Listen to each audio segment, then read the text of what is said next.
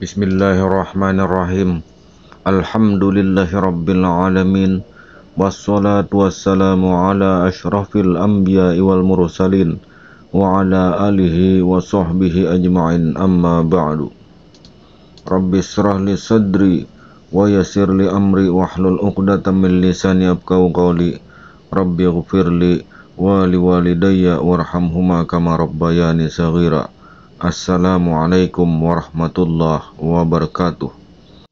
Iblis menjadi pimpinan dari malaikat selama 20.000 tahun, tapi hancur ibadah iblis karena memiliki sifat takabur, sombong. Allah meminta iblis menghormati Adam. Ketika Allah meminta seluruh malaikat menghormati Adam, tapi iblis tidak mau.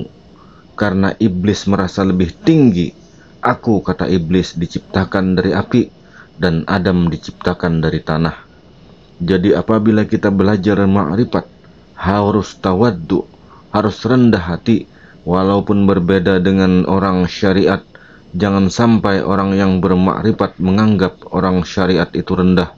Harus tawaddu, dan juga janganlah orang syariat menyalahkan orang makrifat. Iblis di dalam surga, tapi takabur, sombong, maka iblis dikeluarkan dari surga. Kita jangan takabur seperti memiliki ilmu yang tinggi, merasa memiliki ilmu tinggi seperti ma'rifat tersebut. Jangan sampai orang belajar ma'rifat tapi mengaku sebagai Tuhan. Kalau kita kenal dengan Tuhan, tidak ada lagi yang menghina orang lain, merasa lebih tinggi dari orang lain, karena pandangannya itu hanya satu, benar-benar ma'rifat, yaitu la maujuda bihaqqin illallah. Tidak ada yang wujud pada hakikatnya melainkan Allah. Walaupun Tuhan berbeda dengan makhluk, mukhalafatuhu lil hawadis, namun perbedaan itu hanya pada rupa dan bentuk, tapi hakikatnya satu. Wujud itu esa dengan zat. Al-wujud wahdatu zat. Semua yang ada ini wujud, dan yang ada ini esa dengan zat Tuhan. Wujudnya berbeda pada rupa dan pada bentuk, tapi esa pada zatnya.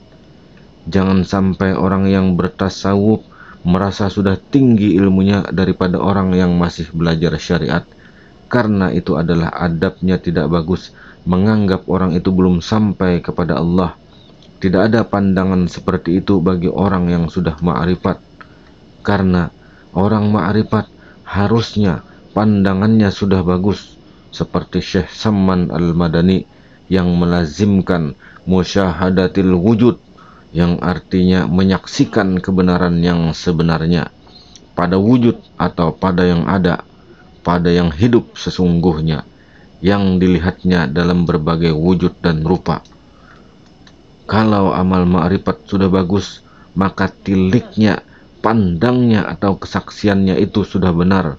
Musyahadatil wujud yang membenarkan tilik atau penyaksiannya membenarkan pandangannya. Melihat bukan lagi dengan kedua matanya yang jahir, tapi melihat dengan batinnya, mata hatinya.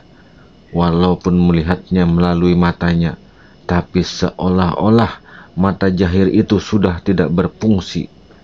Kalau Tuhan sudah mencintai hambanya atau mencintai seseorang, apa kata Tuhan?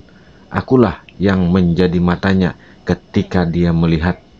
Kalau sudah Tuhan menjadi matanya ketika dia melihat, maka bisa dipastikan seperti ini. Orang ini bisa kasyaf, bisa memandang secara batin, bisa tembus batinnya. Lazimi olehmu pandangan pada Tuhan satu wujud. Bila kita memandang hanya lahiriah saja, maka tidak akan bisa sampai ke dalam batin, dan belum bisa menjadikan Tuhan sebagai matanya ketika dia melihat. Jadi pandanglah dari dalam keluar, bukan dari luar kemudian keluar kembali. Harus dari dalam batin, di dalam hati nurani kita, memandang, syuhud bahwa sesungguhnya yang hidup, yang ada, yang kuasa adalah Allah Subhanahu wa ta'ala. Yang bisa melihat, yang bisa mendengar adalah Allah. Maka apabila kita melihat dari dalam keluar, maka Tuhan melihat pada keberadaan wujudnya sendiri. Sesungguhnya hanya Allah yang melihat pada wujudnya sendiri, bukan kita, bukan manusia yang mati. Sesungguhnya kita yang mati dan Allah yang hidup, Tuhanlah yang hidup. Inilah yang dinamakan musyahadah yang sempurna. Latihlah musyahadah ini dari bangun tidur hingga tidur kembali dalam keadaan apapun. Ini merupakan amalan tanpa bacaan. Makanya disebut dengan amal ma'rifah. Amalan ma'rifat, amalan pengenalan Allah secara batin, amalan tanpa bacaan. Karena hanya kita syuhud, kita pandang bahwa segala sesuatu itu adalah Allah Ta'ala. Segala sesuatu itu adalah perbuatan Allah, adalah asma Allah, adalah sifat Allah. Suatu ketika sahabat bertanya kepada Rasulullah Sallallahu Alaihi Wasallam, "Ya Rasulullah, apa amalan yang paling afdol untuk aku amalkan?" Apa kata Nabi? Yaitu, kata beliau, adalah ilmu batin. Sahabat mengulang kembali pertanyaannya karena belum yakin apakah benar yang didengarnya. Kemudian Nabi menjawab lagi dengan jawaban yang sama, yaitu amalan yang paling afdol adalah amalan ilmu batin. Jadi kemanapun kita belajar, yang paling afdol adalah ilmu batin dan juga amal batin. Ketika itu pula Allah Ta'ala membukakan hijab mereka dan memperkenalkan dirinya kepada mereka. Barulah mereka itu dapat mengenalnya dengan sempurna. Sempurnanya pengenalan dan sebenar-benarnya ma'rifat. Serta dilihat oleh mereka Allah Ta'ala itu sebenar-benarnya zat yang tiada serupa dengan sesuatu pun. Dia maha mendengar lagi maha melihat.